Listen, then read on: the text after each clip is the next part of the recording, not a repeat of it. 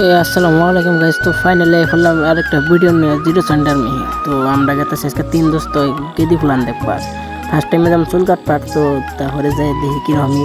তো গাইস এই জায়গাটা যে এত মজা লাগে থেকে থেকে রোদ উঠলে ভালোই লাগে। তো দেখো মাইসে কিরকম কষ্ট করতেছে জানেন না, এতদিন বৃষ্টি আসছে আজকে রোদ দিছে এই হিসাবে নিতেছে, তো ভালোই লাগছে এই হিসাবে।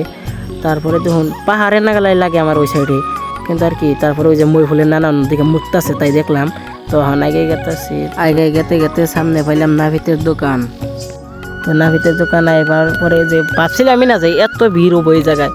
তো আর কি হোনবার টোনবার গেতাছে যদি কাঠান যায় চলো হনকার, তা আমি আগে গেতাছি দেখুন কিরকম ভিড় দেখে না মাথা নষ্ট হয়ে গেছে। এখন কাঠা আপনার রাইতে কথা কয়। তারপরে এদিকে আই পড়লাম আইনা এখন বাজার মেয়ে গেতাছি। আসলে এটা ফেমাস বাজার আর কি, নাম হইলো জিরো সেন্টারই। আমার তো পুরাই ভালো লাগে, নামও ভালো লাগে, বাজার হিসাবে ভালো লাগছে। সাইডে সাইডে দোকান, কোনো মধ্যে কোনো ভিড় নাই, সাইডে ভিড় কোনো টেনশনই নেই। গাড়ি যদি 150 স্পিডে যাক তাও কিছু হবে না, হেওয়া লাগে। তো নাইকে যাই দিয়ে হয় না এনারা কি মজা আর। তো সামনে আইনে একটা জিনিস দেখাইতেছি আমি। তো এই সাইডে দেখুন পুস্কির গোয়ার দিকে কাঠল বেরিল কত বড়।